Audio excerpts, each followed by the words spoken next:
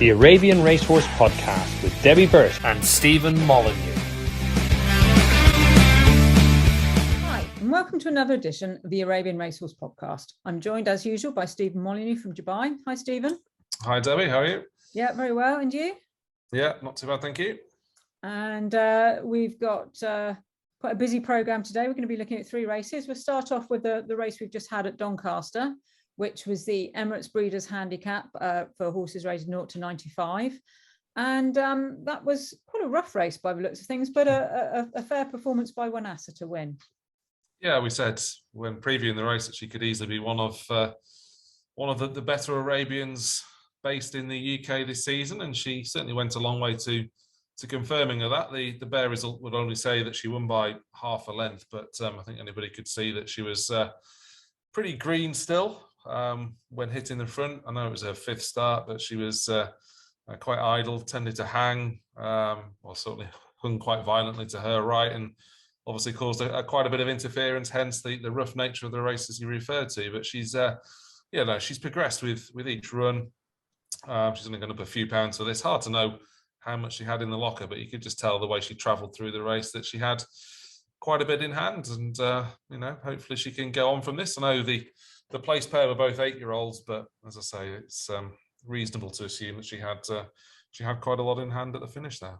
Yeah, and a fair performance from Al Kaiser, who of course was rated in the 106, 108 at one point in his career. Yeah, he'd certainly been given a chance. Looked a touch regressive, I suppose, last year, but he did kick off the campaign with a second placing behind Wanasa at Chelmsford off a mark of 106. And just the nature of the calendar last year was obviously forced into, with a rating of 108 anyway, you want to be running in group races. But he did sort of just come up a little bit short in those contests, albeit behind some good horses.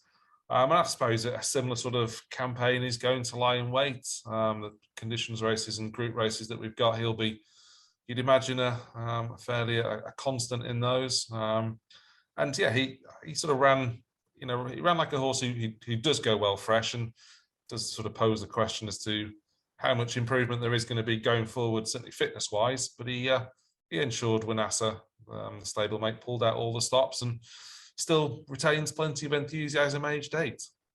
Jahez obviously has come on a lot from his first run to finish third. He was not dissimilar to when he ran well at Doncaster last year, in that he went off in front and ran well for a long way before fading. But he's out of Ziva, who has been a hugely successful broodmare for Shadwell Estates, and the majority of her progeny, they all want 10 furlongs, so not a huge surprise to see him not quite get home there. Yeah, he looked as though he was going to drop away completely once headed, and obviously ARH was the main sufferer of the interference, and that one would almost certainly have finished third at worst. I mean, he could even have challenged for second and may even have won the race. Hard to know, but he was the main sufferer. But Jahez stayed on past that one in the end to finish third. He was a couple of pounds out of the weights, so in effect was running off 71. So his proximity meant that there wasn't a great deal that he could do with his handicap mark. So he's going to be sticking around off 69. But it was it was a good run. He looked as though he was going to drop away, but stayed on quite nicely. With the ARH bar, obviously everyone could see that she was unlucky, certainly not to finish third. But she's a very consistent mare, and probably similarly to the first two, she'll be entered at places like Goodwood and all those group races, and Peter Hammersley will be hoping that she can, I suppose, realistically finish in the prize money. Best case scenario, grab another bit of black type by being placed in one of those group races. Of course, she was placed at Haydock last year, so they'll be hoping they can grab a second or a third in some of those big races. Yeah, and ARH, I mean, obviously she did come off the worst out of that race, but she's definitely a much better horse on quicker ground, as her 6 at Goodwood 2 years ago shows. And again, yes, she's got a similar programme. She'll probably reappear at Newbury, and as you say, Goodwood and Haydock, and the sprint at Newbury, which she ran in last year as well. So there are still more opportunities for her. And of course, it was the first race of the season for her, so not necessarily a race that they'd be hoping to win. A little bit disappointed with Balkis. You might wonder whether she bounced on her reappearance. Yeah, I think that's probably a a very fair assessment of that performance by her. She was clearly very ready to go at Wolverhampton, beat Eclair Lathbar, who we'll talk about, who's entered in the maiden a little bit later on. But it did seem a very winnable race, the Wolverhampton one. She was always prominent, I wouldn't say had too hard a race, but yeah, it just felt like it was a run that there wasn't going to be a natural improvement from, which is a bit disappointing. I thought she was going the right way going into this race at Doncaster, but it was a tougher race. The longer straight at Doncaster, just the way she faded out of things was a bit disappointing. But she's going to have a chance back in a lower grade of handicap now. She'll be back off a mark of 77, which she was rated going into Wolverhampton, and that will make her eligible for the 0 to 75s upcoming. So she might be one to bounce back after a shortish break in that lesser grade next time. Of course, and it could just be that maybe she's better on an artificial surface, of course. Yeah, I was just looking through her profile then, and going round a bend might help. I know she's run well enough at Doncaster previously, but that was over much further. And just tighter tracks, Chelmsford, Wolverhampton, 7 furlongs. She's run well over before, and the surface allied with that might just be more her cup of tea. And of course, Tajari making his reappearance after quite an absence, ran much as perhaps you'd expect.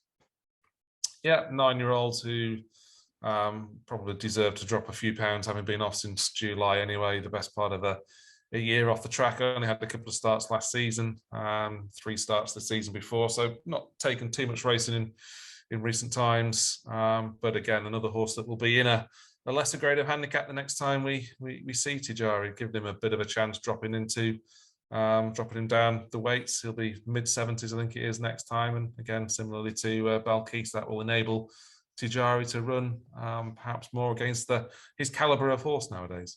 And now we move on to our forthcoming race at Bath on Saturday. It's the Happy Birthday, Your Majesty Wathba Stallions Cup Handicap Stakes for horses rated 0 to 65. And it's our longest race of the season, run over 2 miles and a furlong. What did you make of the runners here?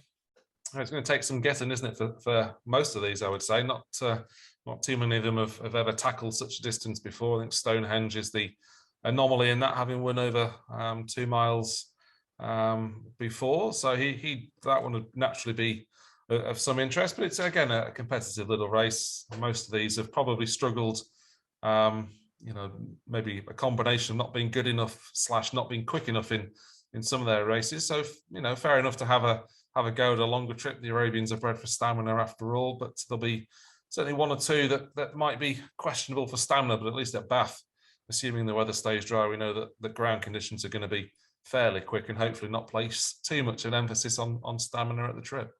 Yeah, I mean, actually, I was saying to you earlier before we started recording that we've got a bit of rain here at the moment. I mean, currently it's on the easy side at Bath, which is a rarity at this time of year, but the forecast was for drying wind, so you'd expect it to dry out a bit more, but then the rain that I told you we had wasn't forecast here, so hard to know with our wonderful British climate where we're going to end up. But I think we would probably say it's going to be good on Saturday. Going through them, G1, obviously he's a horse that's going to be stepping up in trip. I did think he looked very well when he made a seasonal reappearance at Windsor. And if he can be improved by stepping up in trip, then obviously that's going to be good for him. But obviously he's going to be carrying top weight, and there are 1 or 2 here which have got either amateurs or apprentices who can claim, and he might just be vulnerable there. Yeah, he could be. I suppose on the flip side, he's the one with the professional jockey on board, Dougie Costello, as things stand. He's had a run as well this season, finishing 4th behind Rebel Athbar in what was obviously quite a much better race than this, and dropped in the weights as a result of not really making too much of an impression. But he's got 1 or 2 bits of form, and as top weight depicts, he is the class act in the race. So I wouldn't completely discount this one purely on the basis that he's had a run and could just find this longer trip to his liking. He's one of several who's never actually raced beyond 1.5 miles, but as I said earlier, could just be worth a try with 1 or 2 of them.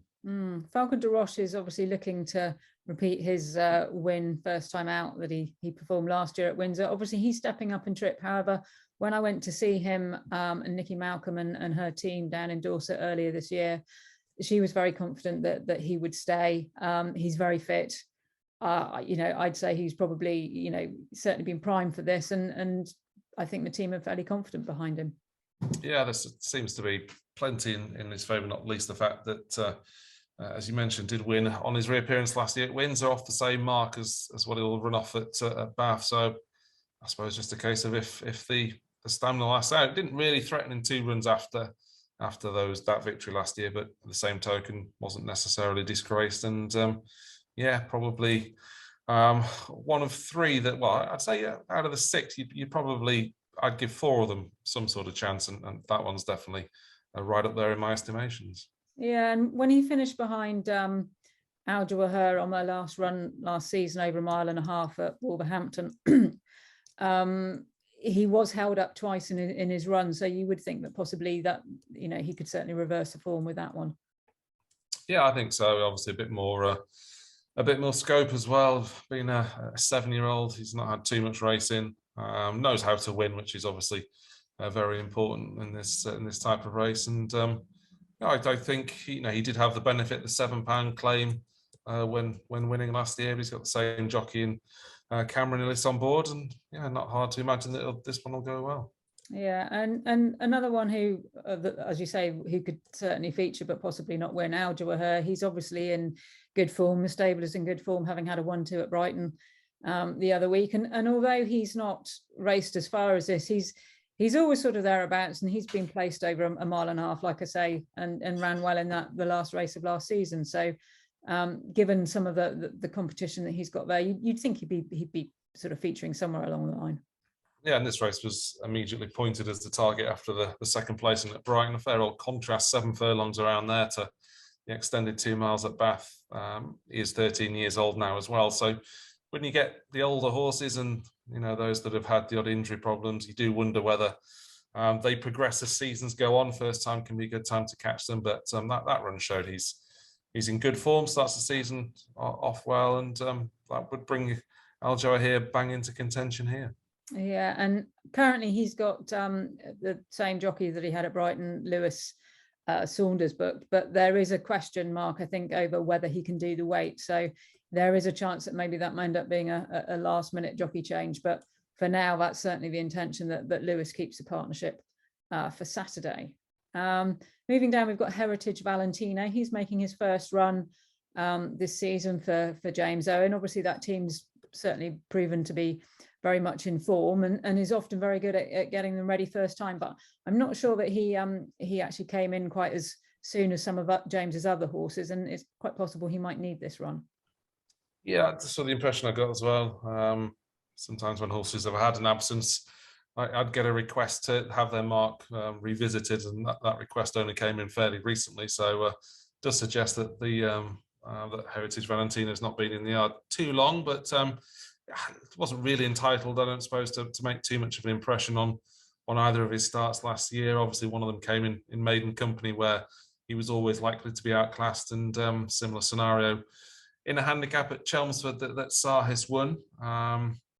This is obviously weaker. That race was probably fairly competitive for the grade, with Sahis and Al Simsam in their zone, Cyprian as well. But I just feel as though For All the Yard can very clearly get them ready first time, that this horse might just struggle, needs a bit of relief as well from a mark of 50, but low grade handicaps are certainly going to be more suitable than the couple of races he contested last season.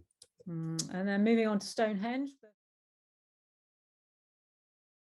And one horse who, as we discussed last time, is definitely proving a bit frustrating down the bottom is Gerco de Tournelle, who is actually running from out of the handicap. I noticed that the blinkers have been left off, but actually all of the horses in this race which have worn headgear in the past, no one's wearing headgear this time. It's like everybody's definitely not wanting anything to go off too quickly this time. So what do you make of him? Yeah, Gerco de Tournelle probably did go off too quickly at Brighton, setting things up for those held up.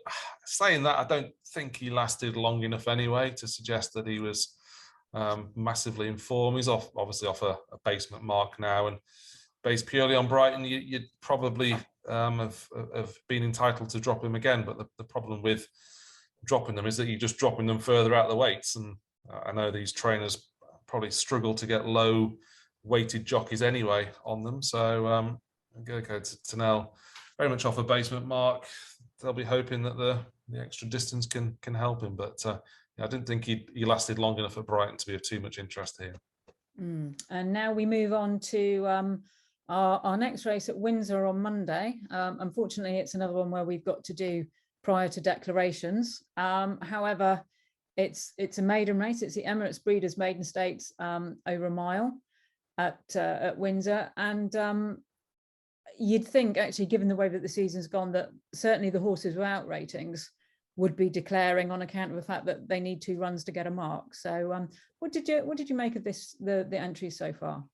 Yeah, I think it looks, again, a good race. There are a couple of maidens. We've got one in July and one in August, but it does seem a long time, like you say, to wait for getting a handicap mark. But we've got horses that have run in this sort of contest already this season, the likes of Satam and Alma Buba. Al Ghazal will be in search of a handicap mark after this run.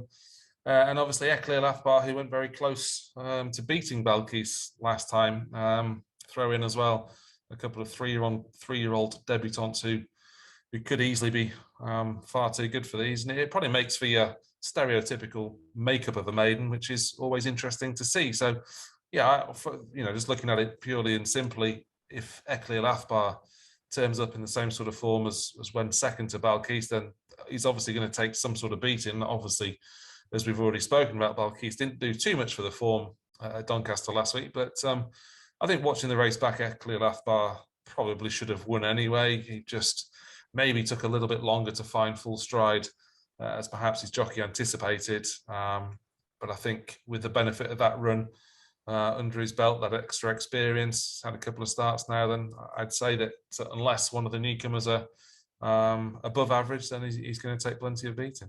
Yeah, and obviously Eclair Lafbar, although it was her first run in the UK, she had actually had a run in February. So there's less of a bounce factor to worry about with her than, say, there was with Balkis, who obviously was making a reasonably quick reappearance after that winning run. Yeah, and she certainly didn't have anywhere near as hard a race, I didn't think. As I said, it felt as though the jockey believed, I think it was Pat Cosgrove that rode her, he believed that he had all bases covered, and by the time that she really hit full stride, Balkis had gone and won the race, and I don't think he was overly hard on her. So I'd expect improvement to come from that run, for all that it's reasonably quick turnaround, and a similar sort of performance should probably be good enough. Yeah, and Altar, obviously, who fell foul of Rebel Athbar here back earlier in the season. Yeah, I think Altar is more likely to go forward, I think, in terms of her profile, not necessarily tactical. But yeah, Altar finishing second behind Rebel Athbar, and I know she was probably very ready for that run at Windsor, and it was off a mark of 67. So ordinarily you'd expect her to struggle in this sort of race, but I think she'd give it a good shot from the front. Speaking of James Owen proteges, albeit that with 2 legs rather than 4, we've got the first runner for Mitchell Hunt, which is actually our first thoroughbred licensed trainer running an Arabian in this country, as opposed to obviously the French trainers like Francois Rowe who come over. So that's a notable thing. He's running Zakada Zayn, who is a sister to Zayn's Hyperion and a half sister to Zayn's Achilles. Those of you who have seen the picture of her covered in mud and rather tubby in my magazine preview, I can assure you that she's a lot fitter and leaner now. But it's a big ask for her to take on some of these more experienced horses on her first start. But I understand that they're very pleased with her at home. Well, she's like the breeding that you've alluded to is obviously a successful family for Paul Simmons. Not many of them won first time out. I think, in fact, there's only one, Zayn Zodiac, and that was a restricted maiden that I don't think Shadwell horses were allowed to compete in. I think back in 2015, we had those maidens where if you owned less than 5 horses, I think it was, you were eligible for the race. And that was the race that Zayn Zodiac won. So ordinarily, you'd expect this family to improve with time and be more of a handicap type, and that's likely to be the case again with a couple of the other newcomers in there, the likes of Mayfair, should that one run for the James Owen. That one's out of Dolfina de Bossa. Well, actually, there's the 4-year-old of Phil's, Al-Ghazal, who obviously he just needs a mark, doesn't he? This is not going to be the race for him, but once he gets a rating, he's going to be a bit more competitive. And down the bottom, we've got 3-year-olds headed by Cafu Athbar, who was 4th behind Balkis, and 2 newcomers in Lejane and Mayfair.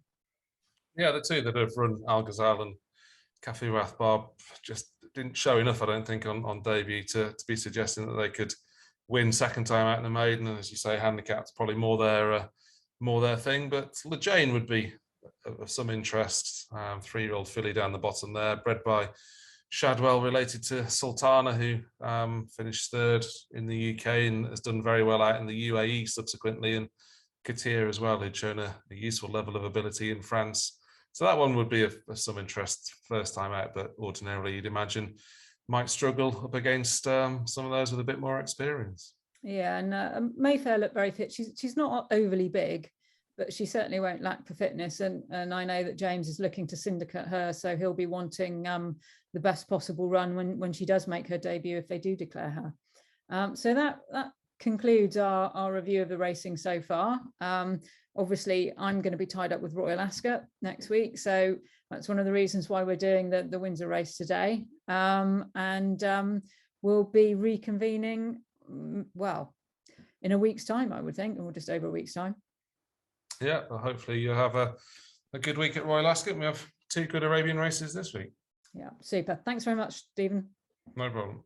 Cheers. Bye-bye. Bye.